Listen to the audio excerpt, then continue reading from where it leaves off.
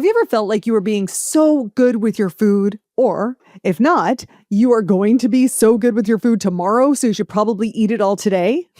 Today, we are talking about how to get off of that roller coaster. I'm talking to registered dietitian Bonnie Roney, and we are breaking down the difference between dieting and intentional eating and how to build bodily attunement so that meals actually leave you feeling good. We get into how guilt and shame hijack your choices and your results. We talk about what intuitive eating actually is, and no, it's not just eating whatever you want, whenever you want. And we talk about whether you can actually lose weight with intuitive eating. We talk about the role of a dietitian versus a therapist in healing food struggles. And we talk about red flags for clean eating turned obsessive and why culture praises extremes. We end by fact checking a little bit of the crazy that's going on the internet today. You are not going to want to miss this. Ready to break up with your bullshit? I mean, all those excuses that are keeping you stuck. Because you have one life to live. And if you're not having fun yet, then that's a problem, dude. Welcome to Goals, Grit, and some woo-woo shit. The podcast where you learn about the habits of kicking ass at life. Whether you want to get ripped, get rich, or just get high on life, this is the place to be. Here's your host, best-selling author and feel-good expert, Una Duncan. Hey, Bonnie Roney, thank you so much for being here. Thank you so much for having me today. Okay, so Bonnie, I downloaded your free download off of your site, and it's the top 3 ways to give diet culture the finger. And the first way is to stop dieting. And then I know that a lot of people would respond to that, but wait a second, what if you do have body composition or health goals? And so I guess what I'm wondering is, where do you draw the line between dieting and eating intentionally? I'm happy that you brought that freebie up because it's a really fun one. And I love just saying, like, give diet culture the middle finger, because I feel like for so many of us, we've kind of been victimized by diet culture, and it can feel fun and a little rebellious to be like, screw this, like this sucks, so I'm going to give diet culture the middle finger. And I think it's kind of fun to have that like little bit of rebellious feeling within you. And I think within kind of the idea of rebellion, people wonder, well, okay, if you're going to be so rebellious with your eating, like, how is that actually healthy? And can you be intentional, like, about your eating? And so I think when you're talking about like dieting versus be intentional eating, there are some similarities, there are some differences, and it's going to depend on who you are talking to, for sure. When I think about dieting, typically I think about any external rules that dictate what, when, and how much you eat, with the sole purpose being about your body size and controlling your body size in some way. You know, are you weighing yourself on a regular basis? Is that dictating what, when, and how much you decide to eat, or, you know, how you go about your diet? And then when I think about intentional eating, and this is just probably how I approach it myself, but I'm sure everyone has their own way. It's going to be subjective. All of this is going to be really subjective, and it's all going to depend on like the paradigm that you are living in with food. We all view food through a different lens based on all of the inputs we've had throughout our lives. It literally starts when we are a child. So a lot of people will grow up and maybe they were told that they had to clean their plate before getting up and leaving the dinner table. Maybe they were told they had to eat all of their broccoli on their plate if they wanted to get dessert. Those small instances impact your relationship with food as an adult and how you view something like intentional eating. For me, having spent years healing from over a decade of disordered eating, my definition of intentional eating today is a lot different than it was back when I was struggling with food. So I would say when I was struggling with disordered eating, and even in the midst of it, if you asked me if I was struggling, I probably would have said no, because I had these blinders on, because that's how it can be when you struggle with food.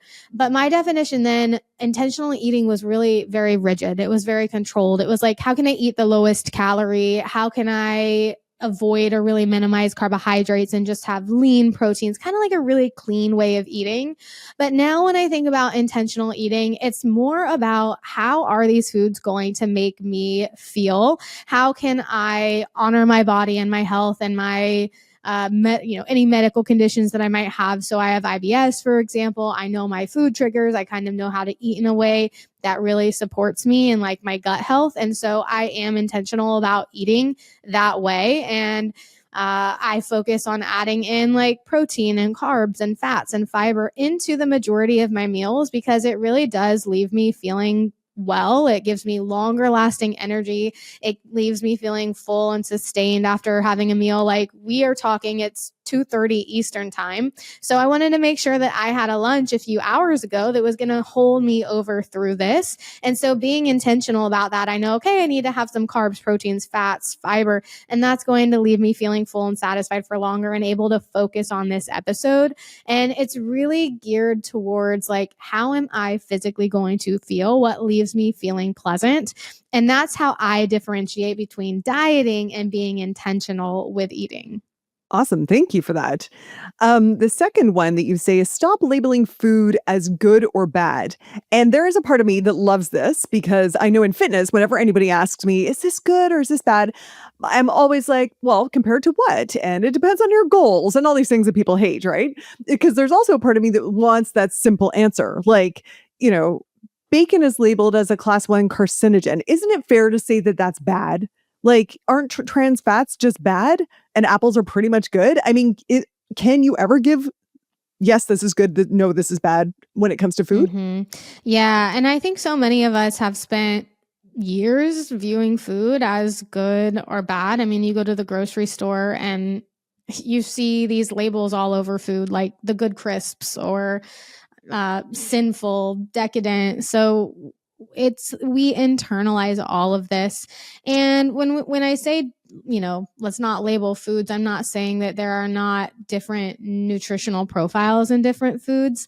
I'm just saying that, food has no morality. And the reason why I like to step away from labeling foods as good or bad is because I think that it can sometimes make us feel like we did something wrong if we eat a food that maybe we label as bad. So guilt always says that we've done something wrong. When I talk about our relationship with food, I bring up food guilt and shame a lot because these are two things that a lot of people I've worked with and talked with over the years tell me they struggle with: the food guilt and the food shame. Guilt tells us we've done something wrong. Shame tells us I am wrong. And when we label food as good and bad, and we eat those foods that maybe we've labeled as bad, like a lot of people would say, cookies, cake, ice cream, soda, those foods that diet culture labels as bad, that label can make us feel like we did something wrong when we have those foods. And then that can bring about this food guilt. And the food guilt can truly be all consuming. Like, it's like we feel like we have committed a felony when we have these foods, and it doesn't feel good. And that really disconnects us from how food actually impacts our body and actually makes us feel. So we're not really making food choices on like, okay, is this food going to leave me feeling pleasant? Is it going to give me energy? Is it going to sustain me?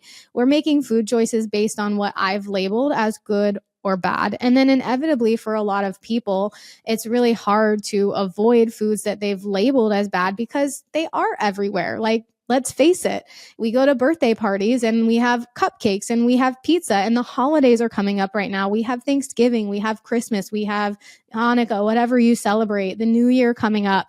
And a lot of times we have cookies and sweets and foods that people might label as bad. And so we don't live in a vacuum. We can't avoid these foods all together 24/7. And we want to be able to move away from food guilt. So by simply not labeling foods as such, it helps us be able to tune better into our body cues and what foods leave us feeling well. And I know this sounds really simple, and it's honestly how I talk to my kids. It's like how you would label food to your child is how you should call it yourself. Literally just by name. This is a banana. This is a cookie. This is ice cream. This is juice. by name instead of this good food or this bad food. And it just helps us move away from feeling like we're like a good person or a bad person based on what we're going to eat. So many people will tell me they wake up in the morning and they're like, is today going to be a good day or a bad day? And it's all based Mm-hmm. on what they eat. So I know it sounds Mm-hmm. simple and silly, but the words we use around food, they really matter. They carry a lot of weight, no pun intended. Yeah, And yeah. it can be really powerful to just label foods as they are. So, what I'm hearing in both of those, the distinction is really when it comes to dieting versus intentional eating or labeling foods as good or bad, it's really about ignoring some externalized rules and starting to tune into yourself. Does that seem true? Yeah, definitely. And when we talk, a lot of my work as a dietitian is to help build body attunement.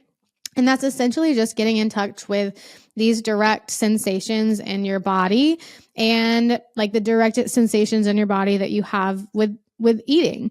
And it's easier to do that when we haven't been labeling foods. And these things can look like hunger cues, fullness cues, satisfaction. Like, how does food actually taste? Something I like to talk about all the time is pleasure with eating, finding pleasure and joy in the food you eat.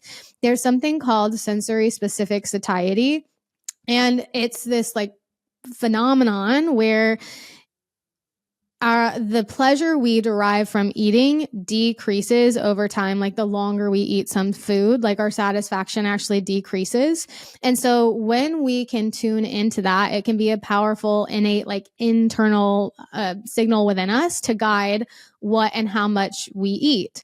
But the problem is a lot of us aren't eating that way. We're not tapped into this direct moment of eating. We're eating for the future because we're saying, oh, I have this big dinner later. I need to save up for this dinner. The holidays are coming up. I need to control what I'm eating now because we're going to have all this food later. Or we're eating for the past where we're saying, well, last night I had this really big dinner. So I need to, I need to compensate for this somehow. I need to eat less right now. I need to go for an extra run. A lot of times we can be eating out of rebellion, right? Because maybe we've said, I shouldn't eat this bad food. And then the second you eat that bad food, you feel a sense of urgency because you're like, this is wrong. I shouldn't be doing it. I'm bad for doing this. I'm going to cut this food out in the future. So we're like, well, I'm going to eat as much as of it that I can right Right. now. Like there's this The like Last loss Supper. of control. Yeah. Loss of control eating that comes in and takes place. So with all of that going on, we're not paying attention to what's happening right now when we are sitting down to eat. We're not even hardly tasting our food. So we're not paying attention to these direct sensations within our body that can so well guide what, when, and how much to eat. So moving away from all of this crap, like, excuse my language, I don't really cuss, but that's probably the worst word I'll say. That's the mildest word on this podcast, The but that's mildest great. word Good. I'll say. Yeah, I have to be really mad to cuss. But yeah, getting rid of all of that helps you pay more attention to like what your body actually needs in the present moment. Well, I guess we're going to turn the conversation here to intuitive eating.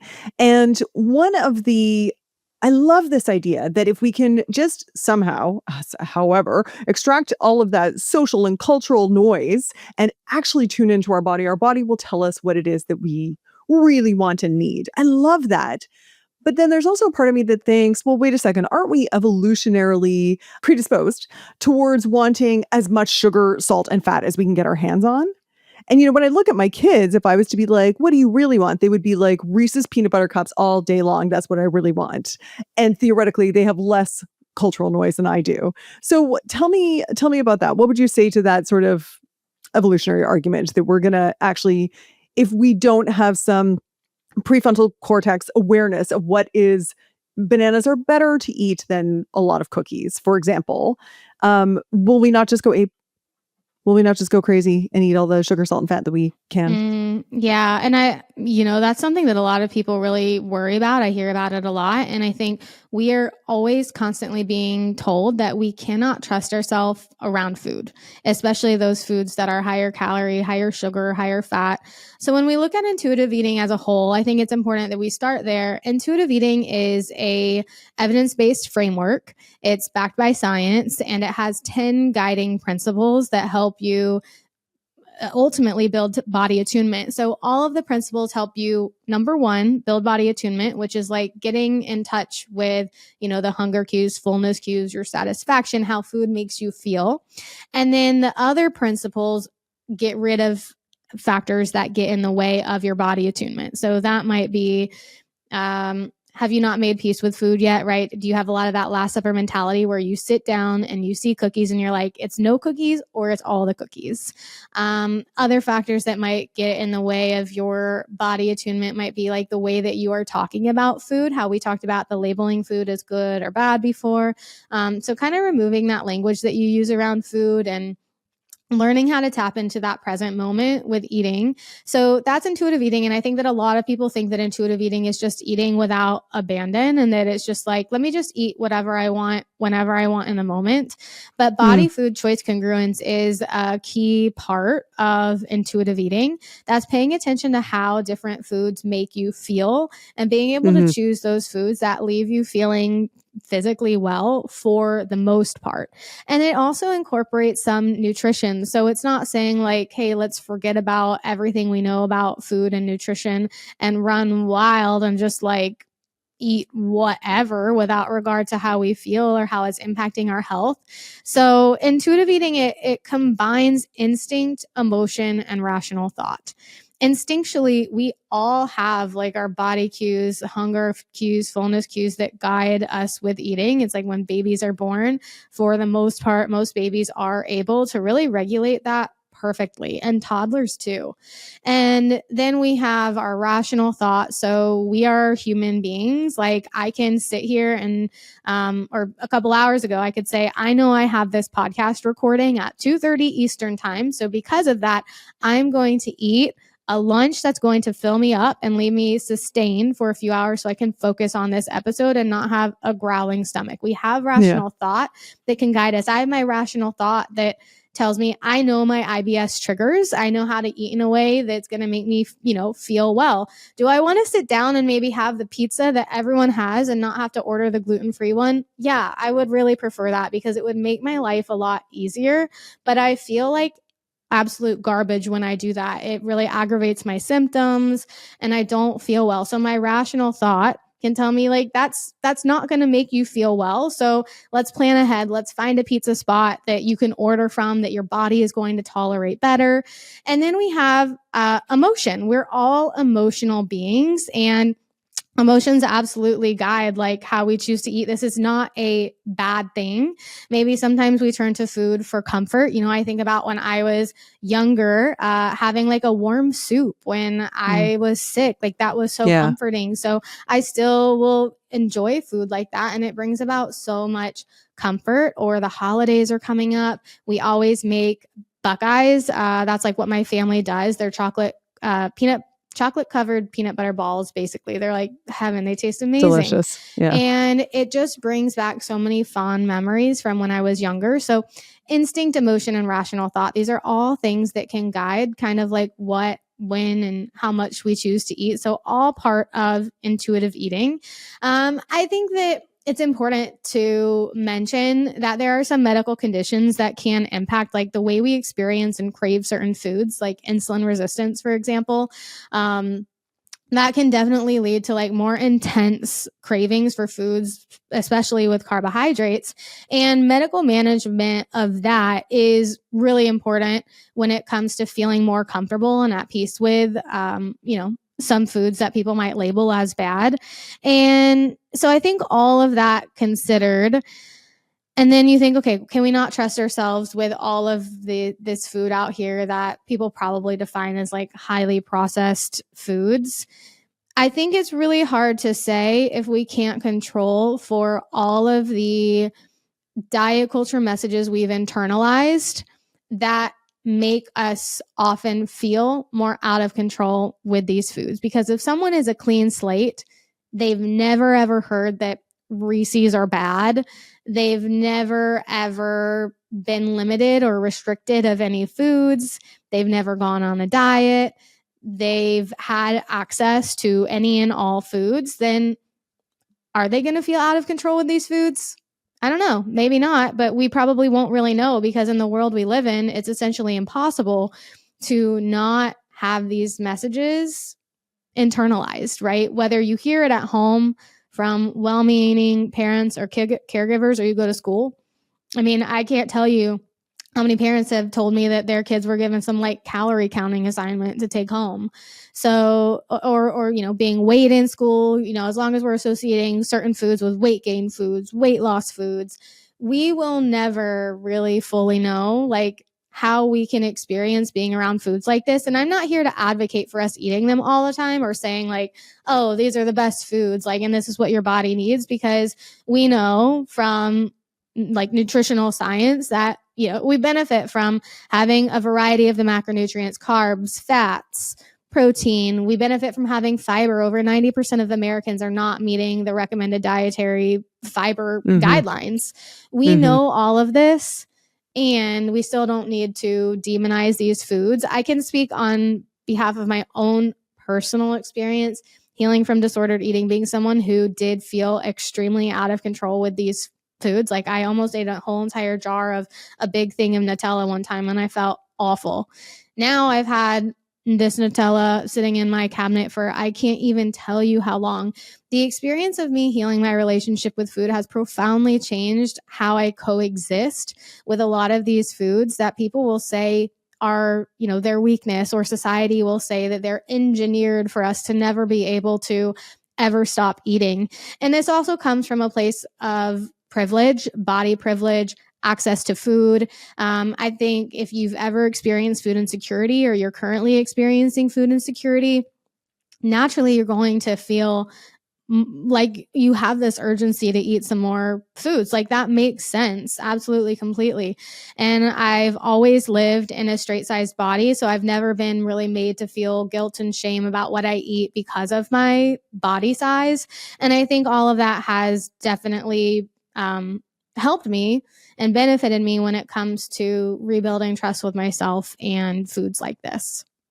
What's the term that you used? A straight sized body? Yep. Yeah. Straight sized Tell body. me about that. What does that mean? It's really, I guess, what you could define as like thin privilege, living in a body size. That's acceptable. Yeah, that's acceptable. Yeah. And basically, you could fit into clothing stores at most places. You can go to the doctor and be treated for whatever you're going in for and told to not just lose weight. You're like in a socially acceptable body. When you think about probably like BMI parameters, like in what they would call a healthy range. And really it is a privilege. And I always like to call that privilege out because it's a privilege that I didn't earn. Like I just was born with the genetics to exist in a straight sized body. And I have all these unearned privileges of being taken more seriously at the doctor's office, having people listen to me online more as a dietitian compared to my colleagues who live in bigger bodies. I mean, the list could go on and on. Being able to find clothes for the most part that fit me at any clothing store that I go to. So, I think that definitely comes into play when we talk about having a healthy relationship with food. And I do believe that anybody in any body size across the size spectrum can have a healthier relationship with food, and that it's really important to learn and get information from people who exist in diverse bodies. Like don't just listen to information from people in straight sized bodies about this, because it's important to learn from those who have lived experience existing in like, larger bodies, and because that's more representative of our entire population. And I think so many times people will limit themselves and think, well, I can't have this healthy relationship with food because of my body size. And it might be harder because of all of the anti-fat bias and fat phobia in our world, but I don't believe that it is impossible. I love that you brought that up. That's such a good point. On your website, when you talk about intuitive eating, and specifically when it comes to weight loss, you say when you start intuitive eating, one of three things will happen. You might lose weight, you might stay the same size, or you might gain weight. And I think you go on to say, and you kind of have to be okay with any of these happening. Is that true? Do you think that in order to apply intuitive eating and heal your relationship with food, do you kind of have to let go of this idea of manipulating your body to look different than it does now? I think that is such a hard one to answer. I think it's really hard for a lot of people to let go of wanting to lose weight or trying to control their body size. What I really like doing, and if anyone is listening like resonates with this, is really looking at all of the years you've spent dieting or trying to lose weight or whatever. Did you go on a calorie controlled plan or Weight Watchers, whatever it was?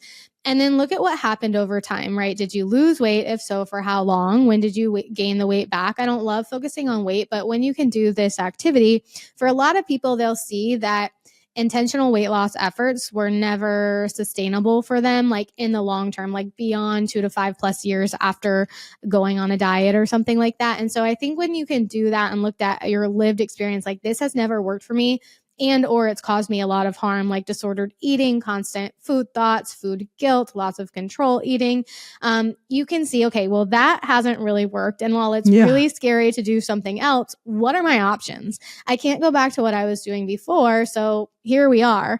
And I do really believe that healing your relationship with food and being more of an attuned eater can help us all really find our genetic set point weight. I believe that we all have kind of like a weight range where our body feels best at, and it is able to stabilize there when we are engaging in more normal eating patterns, as in eating consistently, eating all food groups, eating enough. The thing is, a lot of people are not doing that. I think a lot of people are doing the yo-yo dieting, hopping on diets, hopping off diets, the weight cycling, and binge eating. Yeah, all of this. And so your body is like, it's not able to stabilize and find this like genetic set point weight. And I like to say that most people's genetic set point weight is probably the weight they get to when they stop fighting their bodies and they're able to engage in health promoting behavior changes. I can go on vacation, I can change up my routine entirely, and my body size for the most part like stays about the same. It doesn't really matter what I'm doing. And I think for a lot of people, that's not the case, because people are used to, okay, I'm going on vacation, I'm going to go balls to the walls and eat everything I can on this like all-inclusive cruise. And then come back and diet. And I'm going to come back and do this crazy diet. Yes, exactly. And so I think that it's a really hard concept for a lot of people to come to terms with. And I don't believe that anybody ever needs to get to the point where they're like, I love my body no matter what, and I'm going to accept my body even if it means that I gain weight or stay this weight. I think our relationship with our body is really complex and emotional. And what I hope to help people do is respect their body, even when they don't love it and even when they don't love how it looks. So by body respect, I think about nourishment, eating consistently, eating a variety of different foods, taking care of yourself, not going on those restrictive diets. At the bare minimum, can we at least respect our body with what we're eating? You help people heal their food struggles, and you mentioned disordered eating on your page. I'd love to know, is there a distinction between the two? And at what point does that become not a job for a dietitian, but a therapist? Oh, wow. That's a really good question. So I will use the terms food struggles and disordered eating kind of interchangeably.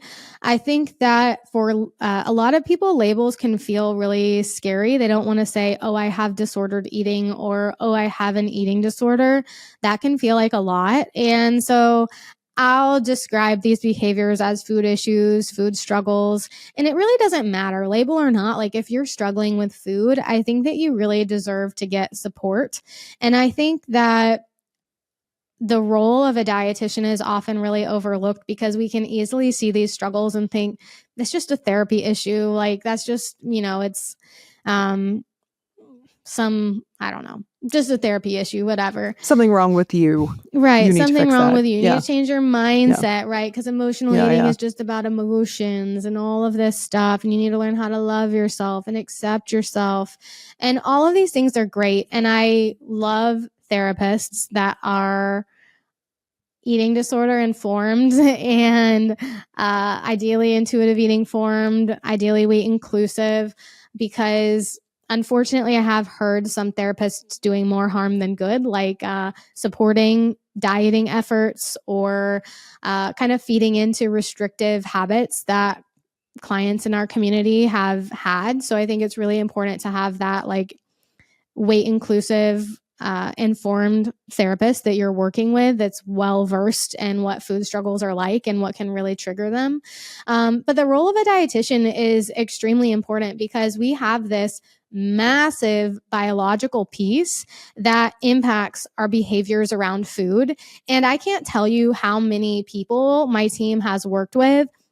They come to us and they realize they're like, I found out that this food piece is like the last piece of the puzzle for me to help me actually feel better. Like they've done therapy, they've done all of these diets, they've gotten support in all of these ways, but what hasn't been addressed is their relationship with food. And the biology piece is insane. Like our bodies benefit from a certain way of eating, right? Eating consistently, having carbohydrates, and that insanely impacts how comfortable we feel around foods and how we're able to eat in an attuned way instead of feeling like out of control. So, for example, with carbohydrates, this is one that a lot of people will really limit and restrict. So they might go all day without eating carbs. And then at night, once they get their hands on them, they're like going balls to the walls and they can't stop eating. They feel like it's a lack of willpower. They feel like it's discipline that they're fighting against. And they're like, well, and it's always these bad foods in quotes. But what we've found over the years is that when we develop more consistency with eating and eating something like carbs throughout the day, that it actually reduces this like loss of control eating behavior that happens later. So for a lot of people, what was thought to be a lack of willpower and a lack of discipline was truly their body working Biological the way need. yes, their body Yeah. working exactly the way that it needed to.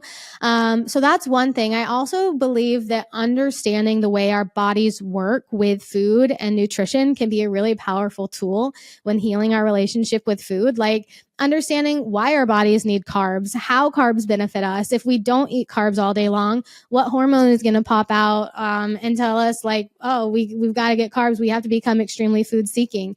How our metabolisms work, how our metabolism can slow down from really restrictive dieting, like understanding the science behind nutrition and how our bodies work for a lot of people can be a really powerful motivator to creating change in their relationship with food that otherwise would be really hard to do. So I believe that the power of a dietitian, ideally alongside a therapist, is a really, really great combination. You have a really popular reel that talks about your almond friend who is obsessive with their steps and their celery juice and saying, I'm not dieting, I'm eating clean. And the comments on that reel are so defensive. Whoa, so a girl can't get her steps in these days? Or I don't think you understand how healthy celery juice really is. First, I want to ask you, what are some signs that someone's a little bit too obsessive? And what is your take on how defensive people are in that comment section? Yeah, so that's a really popular reel that I posted. It has a couple million views on it. And Yeah. I was kind of just joking about some behaviors that people call healthy that are actually a little bit toxic and a little bit problematic. And I gave clear examples of why they would be problematic, like someone going out in the pouring down rain to finish getting their steps in, even though it's unsafe weather conditions outside. So the fact that a lot of people commented and like are like, what's wrong with this? Like, why is this a bad thing? I feel like really shows what a lot of us define as healthy. Like we don't see what's problematic about these things. And when you're really in it and you're really struggling with food and engaging in all these healthy behaviors, I think it's hard to see what's going on. Like half of the comments say these were warning signs of the worst time of my life. And then the other half are saying, what's wrong with this? What's wrong? And that's because Yeah. our culture praises and encourages these kinds of behaviors. We are encouraged to go out and work out no matter what and get our steps in at any cost. We are encouraged to restrict our food and always try and have these high volume, low calorie meals and snacks 24/7. We're always encouraged to track our calories, to always lose weight. And so all of these like wellness culture things are things we get praised for. So it's really hard and really confusing to be like, wait, What's wrong with this? Fasting, for example, that's a really popular one right now, intermittent fasting. And I'm talking about these extreme fasts where people are going like 16, 24 hours, even more than that without eating and calling it health. But then when you look at like the diagnostic criteria for an eating disorder, fasting is on there as part of that. So how confusing is it that on one hand, some of these behaviors are literally part of the diagnostic criteria for eating disorders. And on the other hand, people are saying, wait, it's healthy. Like, let's do this. And so I think that it's really hard. I think that a lot of us can engage in these behaviors and we think we're doing the right thing. But then ultimately, when it gets to the point where you find that it's not actually serving you is when it's all consuming, like it's all you can think about. You have food guilt. If you deviate from the plan, you go crazy. So, like, let's talk about orthorexia, for example, which is this unhealthy obsession with like clean eating and eating healthy all the time.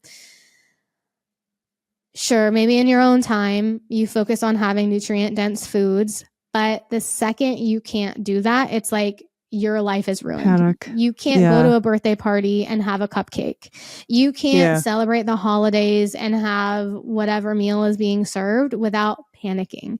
So it's being able to go with the flexibility of your life and doing these little things without it like being a life altering event for you. And if it is, and if it causes you any guilt, any stress, any worry, if you miss out on events because of the food that's going to be there, you don't trust yourself with the food that's going to be there. I think those are all warning signs that you could be struggling with food. And it really happens on kind of a spectrum. Like a lot of people think, I don't have a diagnosed eating disorder, so I'm fine. My struggles aren't that bad.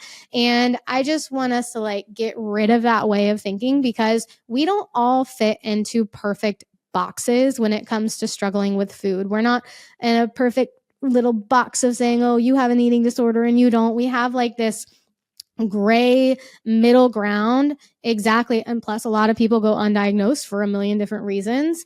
But we have this spectrum, and you might have like a lesser level of food guilt and like obsessive food thoughts and food anxiety. Food noise is what a lot of people really resonate with now, but it doesn't mean that you aren't struggling with food and that you shouldn't get support to feel better.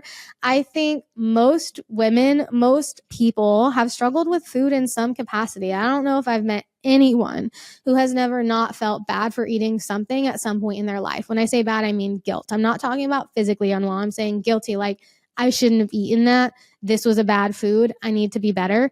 We've all been impacted by this in some capacity, and it really takes being intentional about getting out. But it's that awareness that's important. You have to know that you're even struggling. And my hope is that video helped people be able to reflect and say, I do engage in some of these recognize myself. things. Yeah, I see myself in that. And these behaviors aren't serving me. Bonnie, I have just one more question for you. So there's a lot of changes happening culturally around food right now. There is a lot more emphasis on animal protein, raw milk. RFK just came out saying we need more saturated fat, dairy, and meat. What do you think about this? Is there actually emerging science, or is this just a cultural thing? And if so, why? Yeah, I mean, I think there's a lot of craziness going on right now. I wouldn't say that I'm the best person probably to talk to when it comes to public health and like the state of our public health right now and funding that's been cut and things like that. But what I can say from following other trusted professionals in the field who are experts in it is that there has been a lot of funding cut from really important programs that support like nutrition assistance, food safety, and things like that. We've just had a listeria outbreak as we are talking right now, and multiple people have died. Multiple people have been hospitalized. And this is all after massive cuts to like funding that supports our food safety.